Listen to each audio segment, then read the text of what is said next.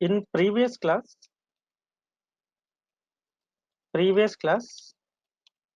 uh, we discussed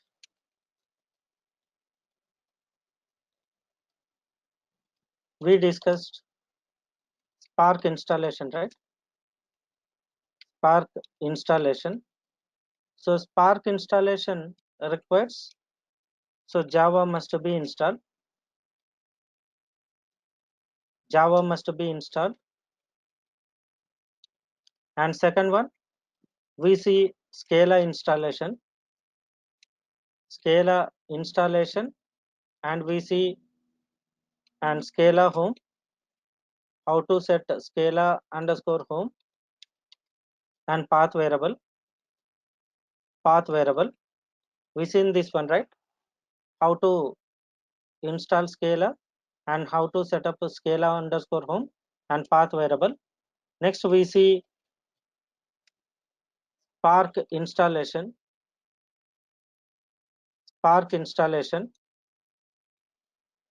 and Spark underscore home. Spark underscore home, and we see adding Spark path variable. Path variable. Next we see uh, Win utils. Win utils download. Win utils download and Hadoop underscore homes. Hadoop underscore home setup. Hadoop underscore home setup. Right. Then we see IDE. IDE download. As part of IDE, we see how to download IntelliJ IDE. IntelliJ IDE. IntelliJ IDE download and install. Next one,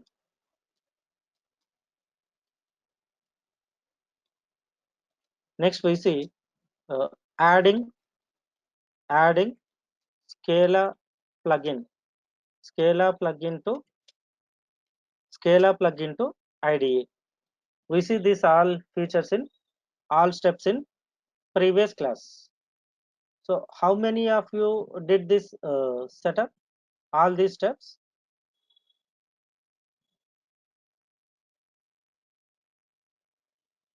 It is mandatory to practice our Spark programming. So we do all these steps in Spark program. Okay. So this is one time. So I'm expecting everyone did this setup in your local machine. Okay. So next we'll see first Spark application. First Spark application. Today we'll see first Spark application. Spark application. So we can develop. We can develop or we can write Spark applications. Spark applications in two modes. Spark applications in Spark applications in two modes. Two modes. One interactive mode. Interactive mode. And second one batch mode. Batch mode. We can write applications, Spark applications in interactive mode and batch mode. Interactive mode. Interactive mode helps debugging debugging debugging code. So we execute step by step. We execute step by step. Step by step. We execute statements step by step. But but finally we convert we convert or we write batch program. batch program. We write batch program, and then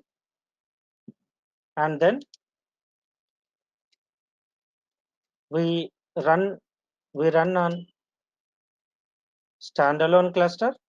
We run on standalone cluster,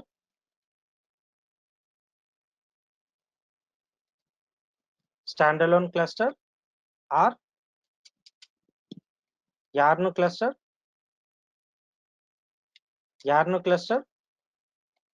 or mesos cluster, mesos cluster. Finally, we run our Spark application on mesos cluster or yarn cluster or standalone cluster. So batch program, sorry, interactive program only for just development and understanding each step, whatever step we are writing correct or not. So batch program will help developer for debugging application before writing batch application. So what is the drawback of batch application means, once we develop all statements, then we run application. After that we find error. If any error, we find after complete development. So interactive mode helps us each statement is correct or not. Each statement is correct or not. Most of the people explain only interactive mode, they cannot explain batch mode. So batch mode means we write programs in IDE. We write programs in IDE. Okay. So batch mode we start what? Let's open command prompt. Let's type spark space cell. Then you will see interactive mode. Once you type spark hyphen cell, it will start interactive mode. Let's wait 1 minute to start spark cell. See what is interactive mode. So it started interactive mode. So this is interactive mode. Here we type statements. I'm printing some message.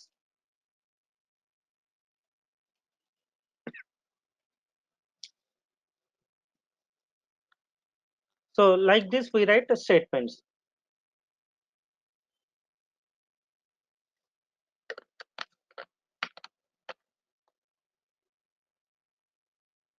I have one file. So this is my file, comment file. If you want to load file, how do we load? We use SC. SC is created, Spark context is created. So I'm creating val r1 equal to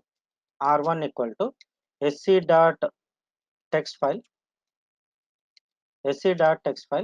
and pass the path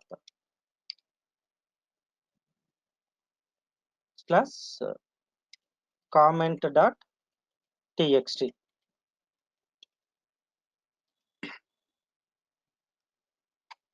Yep, it uses, this is Windows file format, right? Uses double slash.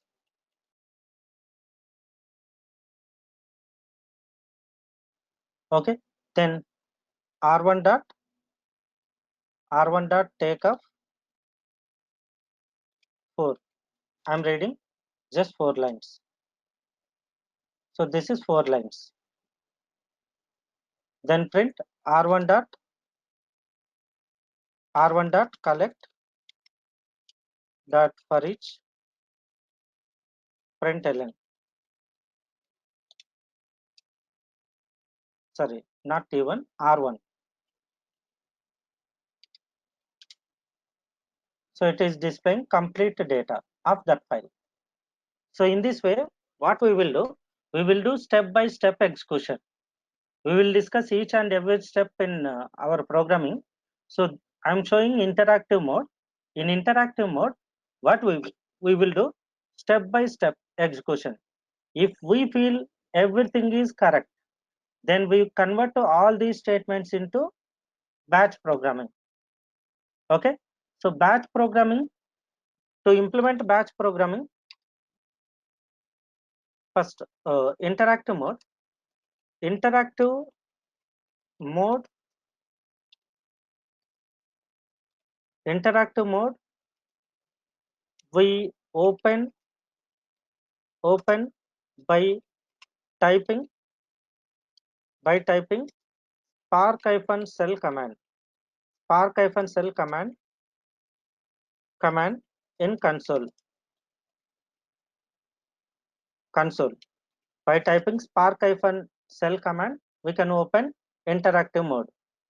So this is one.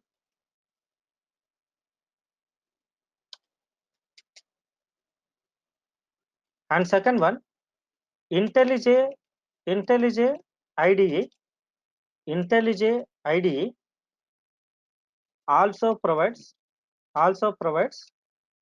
interactive mode. IntelliJ IDE also provides interactive mode. So no need to type command like this. No need to open command spark-cell in command prompt. You can use IntelliJ IDE. IntelliJ IDE also provides interactive mode. So IntelliJ IDE IntelliJ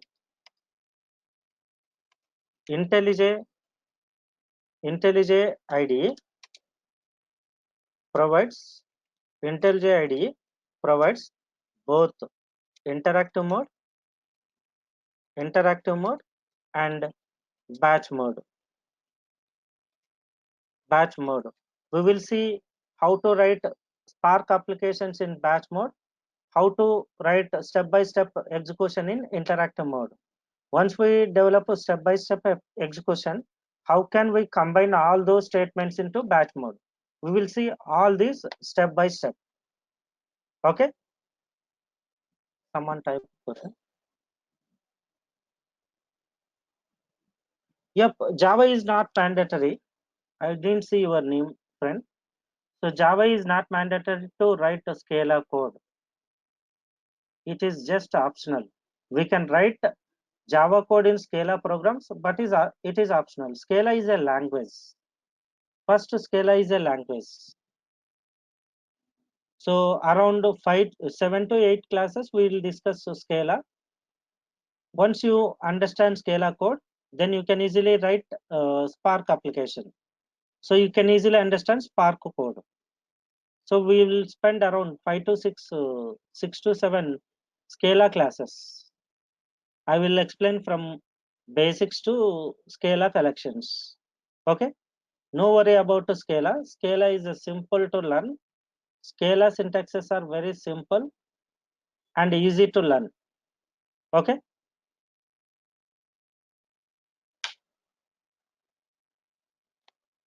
So I said IntelliJ IDE provides both interactive mode and batch mode.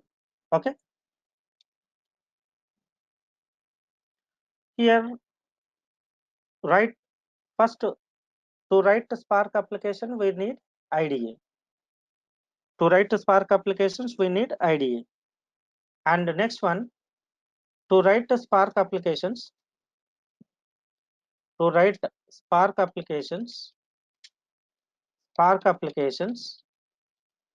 use one more tool called SBT. What is SBT? What is SBT? SBT is a simple build tool. Simple build tool. Simple build tool. What is SBT means? It's a simple build tool. So what is build tool? What is build tool? What is build tool? So build tool plays very important role in application development. It may be Spark application, it may be Scala application, it may be Java application. In any application development, build tools helps a lot. Example, see. Example, I am taking one example. For example, we are writing application.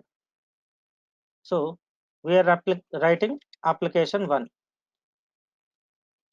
Application 1. This application contain multiple classes. It contains multiple classes and multiple packages. Multiple packages. It contains multiple classes with multiple packages. So multiple packages contain multiple classes. Okay. So how do we do after writing application? So first step, write application. Write application. So first step, write application. So if application B step, if application depends on any other packages, any other packages, any other packages means third party packages, third party packages, then we have to download, we have to download corresponding corresponding corresponding jar files, corresponding jar files, and we have to place it, we have to we have to place it place it in application class path, application class path, application class path. So this is our next responsibility. If application depends upon any third party packages, we have to download corresponding jar files from internet and we have to place it in class path. Next one, third one, once everything application completed and corresponding packages placed in class path, then we will compile application. We will compile application. We will compile application. After compilation, third step, we will package it. We will package it. We will package it. Package it means, so we convert either jar or var or EAR. So manually we write commands to convert this application into jar, var or EAR. Finally, what we will do? We deploy application into server. Here server means as part of Spark application terminology, we deploy into where? We deploy into standalone cluster or yarn cluster or mesos cluster. So we deploy finally this jar file, whatever the jar file we convert to, right? We deploy this one into cluster. So this is our flow. Except this statement, this as a developer we develop all these statements, right? This is our responsibility. We have to develop. But what about this one? Downloading required jar files and placing this jar file into class path and compilation and packaging.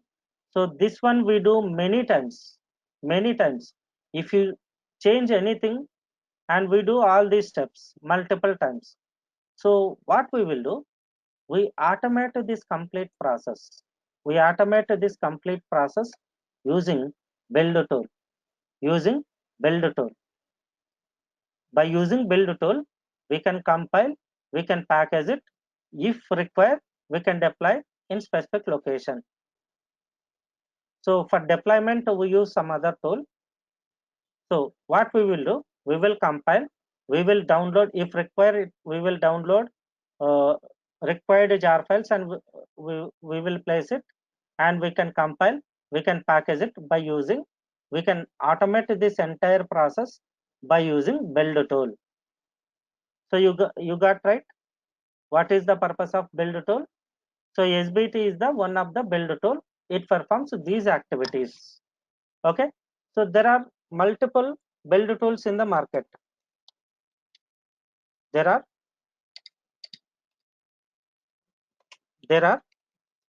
multiple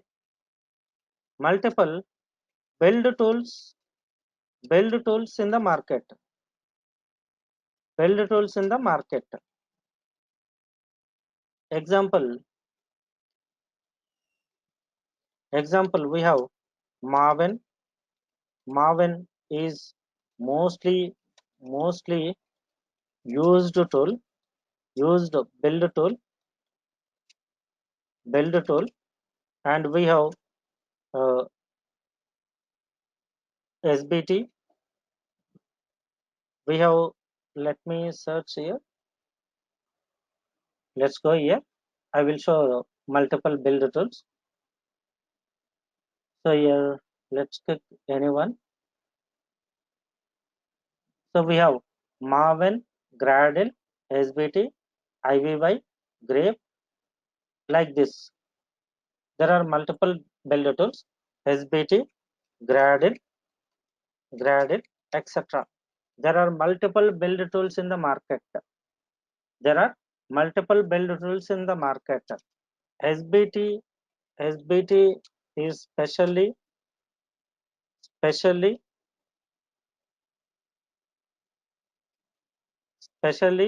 designed for Scala. SBT is specially designed for Scala. So we use SBT as a build tool. SBT as a build tool. SBT contain SBT as part of SBT, it will create build.sbt file. Build.sbt file. In this build.sbt file, we will provide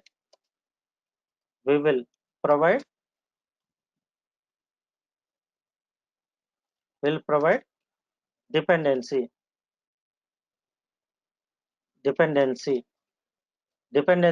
Each dependency is a third party jar file.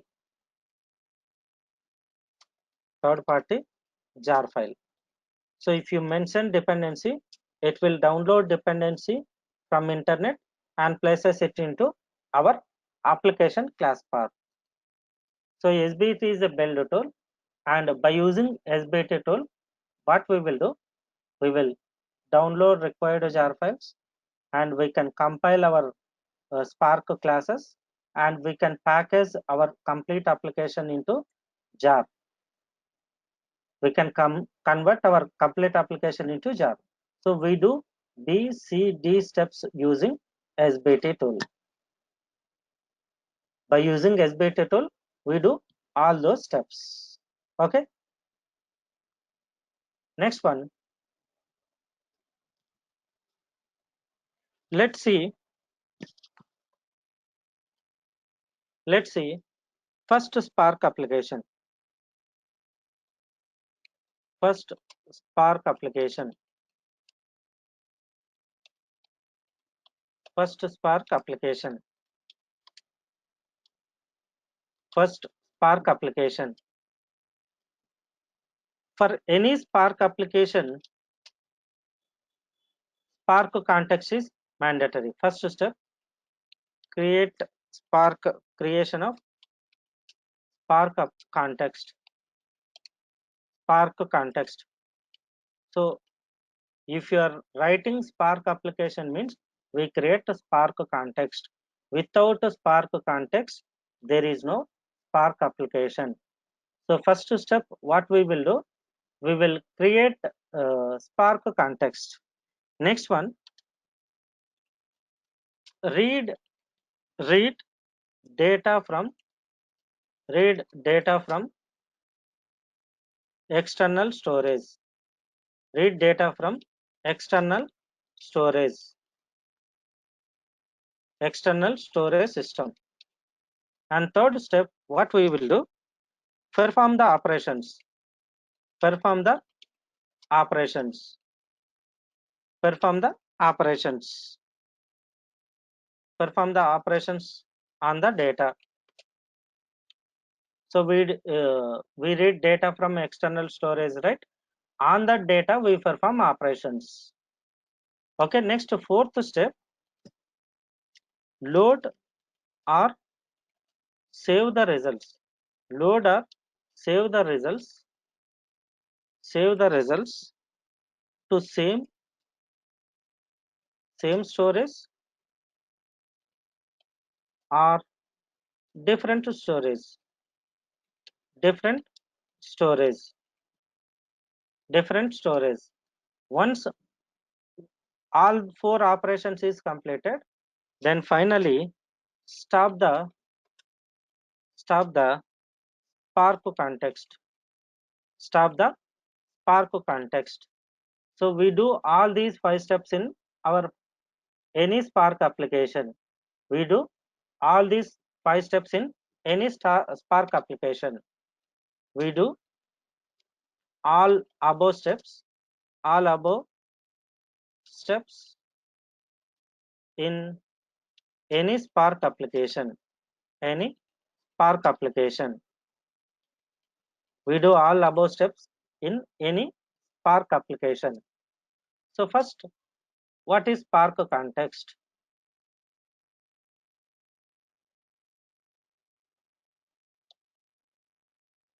Let's discuss one by one. So Spark context is mandatory. A Spark application, a Spark application,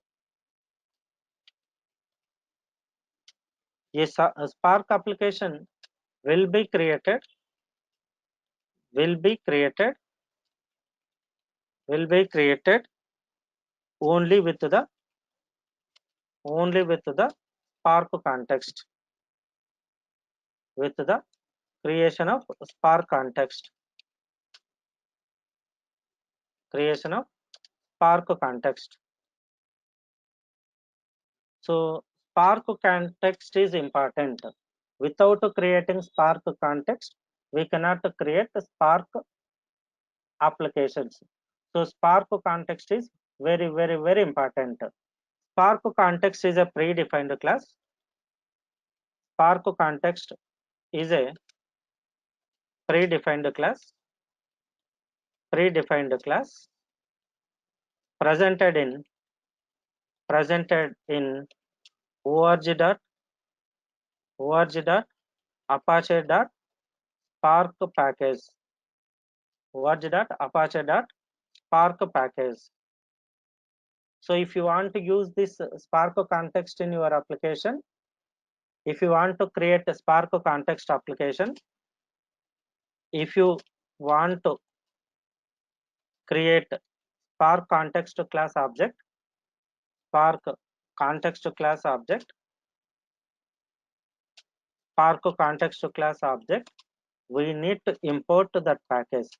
We need to import org.apache.spark package, Spark package. We need to import this package. This package present in, this package presents in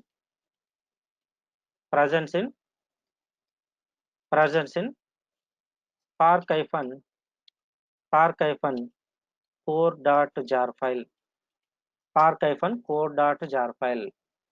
So we have to download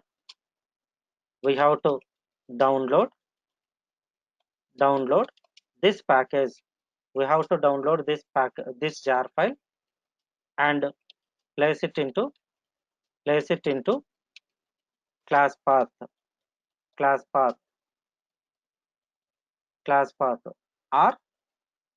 or we can add this dependency, we can add this dependency in build.sbt, build.sbt, then sbt, sbt downloads, sbt downloads this jar file, sbt downloads this jar file and places into class path and places it into class path. So we can download manually and place this jar file into class path or specify dependency in build.sbt. SBT will take care to download it. We just specify dependency information. Then SBT will download it and place it into our class path. Okay. So we use SBT and we provide dependency. Okay. How can we find dependency?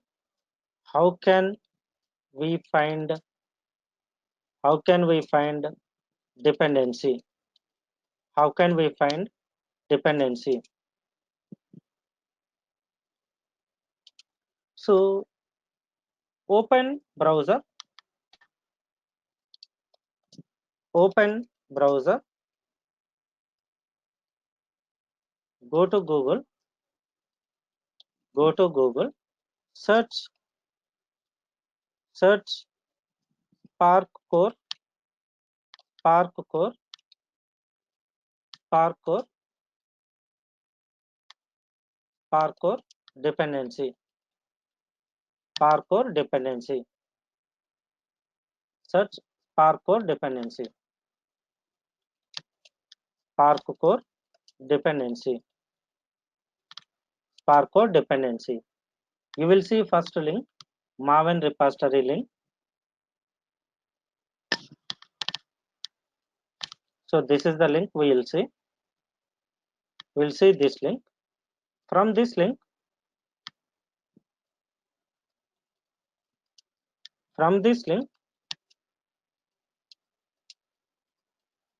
from this link, click on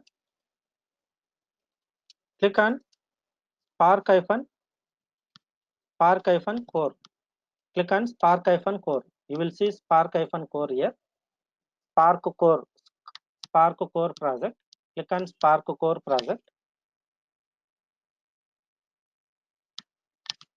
Okay. Click on this Spark core project. Here you will see latest Spark version is 2.3.1 and supports Scala 2.11. So select latest version. Select latest version. Select latest version and click on it. Select latest version and click on it. So I'm selecting this one, latest version. Here you will see Maven. Click on SBT. So click on SBT. Click on SBT and copy the dependency. That's it. Go here. Click on SBT. Place cursor. It automatically copies. Selects. Copy this one and place into SBT dot and place into SBT. Build.sbt. Place this one into build.sbt. So paste this code into build.sbt. Okay. So we can find a dependency in this way. So you got it right. Spark context is presented in this package. Presented in this jar file. So download this jar file dependency information and place it into SBT. Then it automatically makes this class, this package available to our application, so that we can create object to this class. So without creating object of Spark context, we cannot create a Spark application. Okay. So you got the first point right. Okay. Let's see next point, second one, read the data from external storage. Read the data from external storage. See, we read data from, so Spark can process any data, right? Spark can process Spark can process any storage data. Any storage data. Spark can process any storage data. This is not specific. This is not tightly coupled with HDFS file system. So Spark can process any storage data. So as part of second step, so you can connect any storage, or you can read any storage data, any storage any storage data, any storage data. Example, I want to read I want to read local file. You can read. I want to read I want to read HDFS file. HDFS file. You can read. You can write a statement to read HDFS file. I want to read I want to read I want to read S3 bucket data. S3 data. You can connect S3 and you can read. I want to read Hive data. You can read Hive data. You can read. I want to read RDBMS. You can connect RDBMS. I want to read NoSQL. You can. So you can connect any storage system. You can connect any storage system. You can read. So this is not strict to only HDFS file. You can read any storage file system. You can read any storage file system. Okay. So that's why most of the people preferring Spark means Spark is not tightly coupled with HDFS. You can read any storage system data and you can process it. So this is main advantage of Spark. Okay.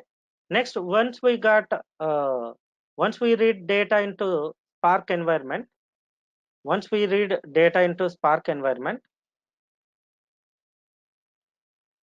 we perform operations. Once we read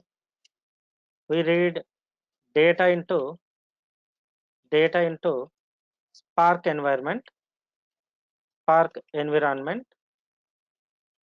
then then we perform we perform two types of operations.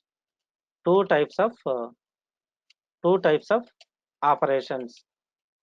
Once we once we uh, once we read data into Spark environment, we perform two types of operations. One, transformations.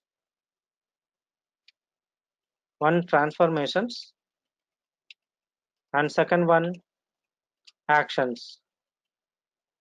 One, transformation, and second one, transformations. So we perform two kinds of operations, transformations and actions. So once we perform transformation actions, we get result, right? Then finally, once we got result, once once we got result, we got results. Then we we save we save results results back into back into same storage same storage, or or different storage. Someone unmute. Please mute your mic. Okay. So once we got results, then we save results back into same storage or different storage. Different storage. Once we got results, we store results back into same storage or different storage or local file system. Example, we read file from HDFS and result we are storing we are storing into RDBMS. You can do. We are reading file from HDFS. We are performing operations. Finally, we are storing result into RDBMS. This is one scenario. Another scenario, we are reading file from S3 bucket. We are performing operations. We are storing into Hive table. So reading may be same location, storing may be same location, storing may be different location. Depends upon our requirement. Okay. Finally, once the application is completed, it is highly recommended to stop the application. It is highly once application is completed, once application completed, once application is completed, it is highly recommended to stop Spark context. Stop Spark context. It is highly recommended to stop Spark context. Otherwise, it always connected to Spark. So it is highly recommended to stop Spark context. So we can stop by using command option. We can stop Spark context by using method called stop. By using method called stop. By using stop method, we can stop Spark context. Okay. So you got the points right. Spark application development requirements. First Spark application development requirement. We do this complete Spark application development in tomorrow class. Tomorrow class I will show all these steps step by step. Tomorrow class we'll write a batch application in IDE. We write interactive application in IDE. So we see both the things in tomorrow class. Do you have any queries in today's class? Yep, definitely. Tomorrow class I will show you clearly because it will take around 15 to 20 minutes. So minimum 20 minutes. That's why tomorrow class I will clearly explain one simple Spark application and I will execute you. Yep, definitely tomorrow I'll show you. Thanks for attending this class. We'll meet tomorrow.